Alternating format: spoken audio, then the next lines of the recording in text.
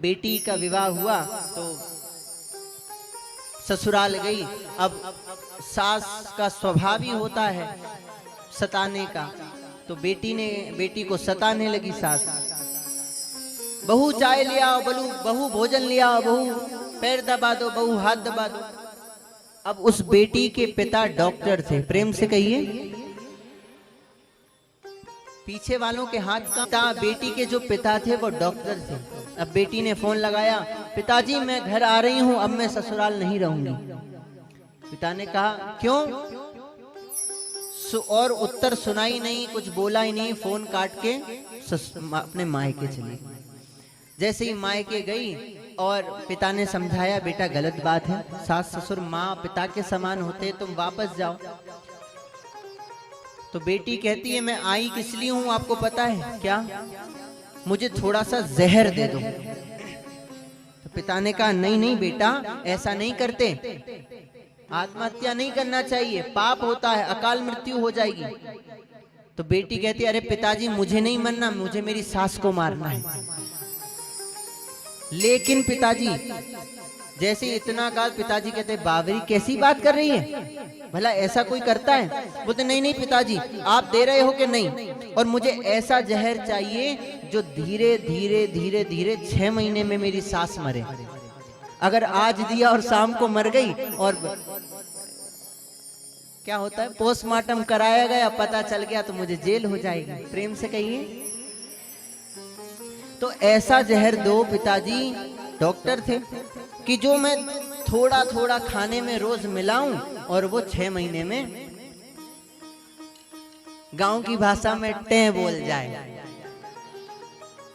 तो पिताजी ने कहा ठीक है बेटी अभी लाता हूं। पिता ने क्या किया, एक शीशी में पाउडर था एक, उस पाउडर को लाया और उस शीशी को दे दिया अपनी बेटी को।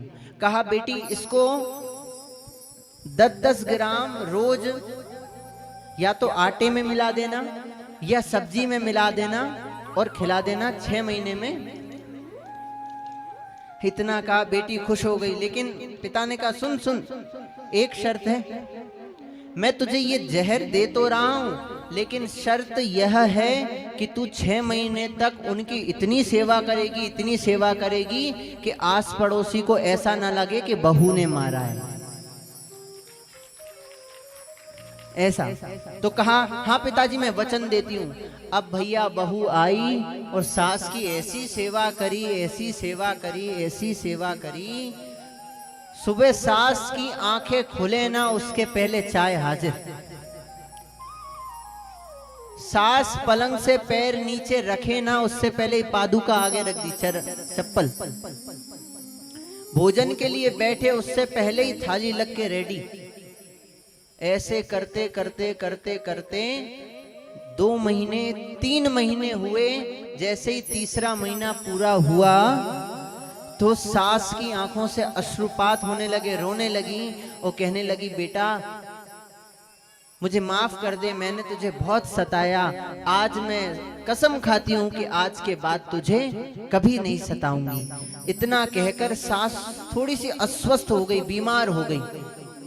जैसे ही आंसू देखा तो बेटी रोते रोते ना चप्पल पहनी ना खुद का भान, दौड़कर बिना गाड़ी के ही अपने पिता के घर दौड़ती दौड़ती गई, रोते रोते कहा पिताजी पिताजी मुझे उस जहर का उतरने की कोई दवाई बताओ, कोई इंजेक्शन बताओ, आप चलो, मेरी सास मरनी नहीं चाहिए।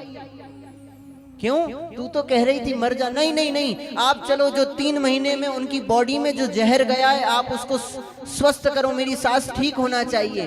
पिता ने कहा बावरी मैं तेरे को पागल दिखता हूं क्या? क्यों? अरे मैंने उस डिब्बी में तुझे जहर नहीं दिया था, भूख बढ़ाने की दवाई दी थी। मैं तो तेरे और सास के बीच में जो संबंध में जो अड़चने आ रही थी ना उसको समाप्त करना चाहता था। मेरा ये विचार कदापि नहीं था कि तेरी सास मर जाए।